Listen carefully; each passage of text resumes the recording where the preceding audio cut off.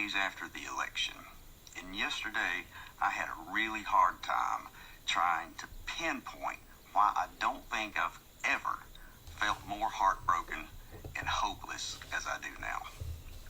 There have been a lot of times in my life when I've been disappointed, when I've been depressed, when I've been angry, but I have never felt these things to the depth that I felt yesterday. But I gave it some thought, and I think I figured it out. The reason I'm so heartbroken, destroyed, and absolutely disgusted with the results of this election is that it invalidates everything I have ever been taught about how I should live my life and everything I've tried to teach my kids. So it's an absolute betrayal to realize at 57 years of age that when it comes really down to it, over half of this country really doesn't value the notions of being kind, being generous, loving your neighbor, being accepting, having empathy, showing understanding, being truthful, being ethical in business, being sensible and level-headed, not being a bully, not being selfish, and not being a total asshole. And because I've been taught these things my entire life, it's really easy for me to see that Donald Trump is a vile and despicable human being. He exhibits everything that I have been taught to set my sights against in order to be a good, functioning member of society.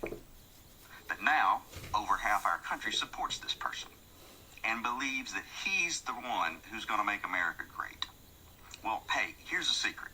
Someone who has worked so hard at sowing discord is never going to do anything to unite us. That's his big lie, because he doesn't benefit from Americans coming together. He and all the Tucker Carlsons and Alex Jones out there, they profit from the rage that they're able to manufacture. So don't tell me it's okay if we disagree, as if this is akin to our individual preferences for wine or toilet paper. This is not a simple disagreement. This is you telling me that the values I've held dear my entire life have no meaning or place in the real world. This is you telling me that I should be shrewd, deceptive, cruel, and intolerant. This is you telling me that the type of person you really admire and look up to is a rich, entitled, narcissistic, criminally convicted pussy grabber. And if you're one of those guys out there that likes Trump because, well, he says what's on his mind, he tells it like he sees it, he doesn't have a filter.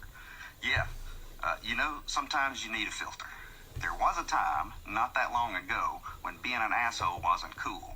If you were a shitty person, you just kept a lot of that to yourself, and society was all the better for it.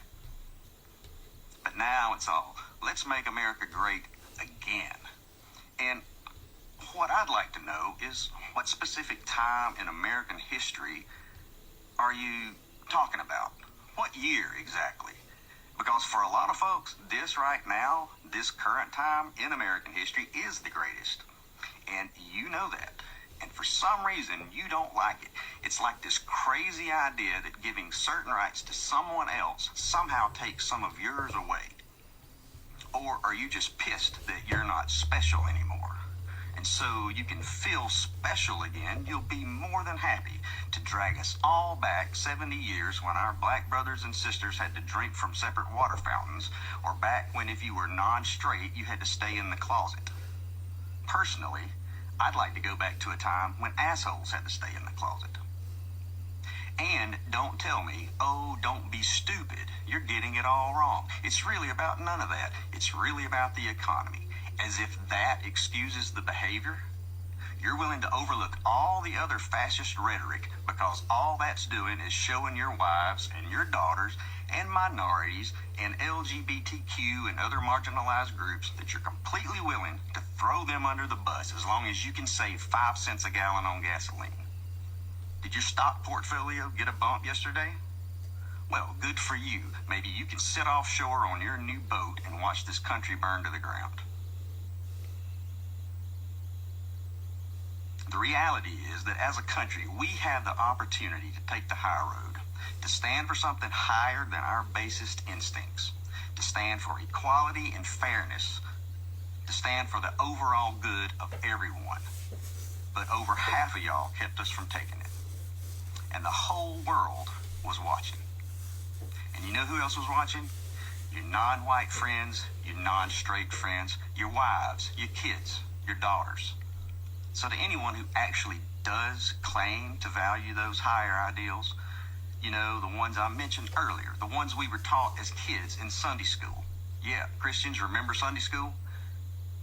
If you claim to hold any of those same values, but are at the very same time enamored with Trump and perfectly pleased with the outcome of the election, me and millions like me deserve a fucking explanation.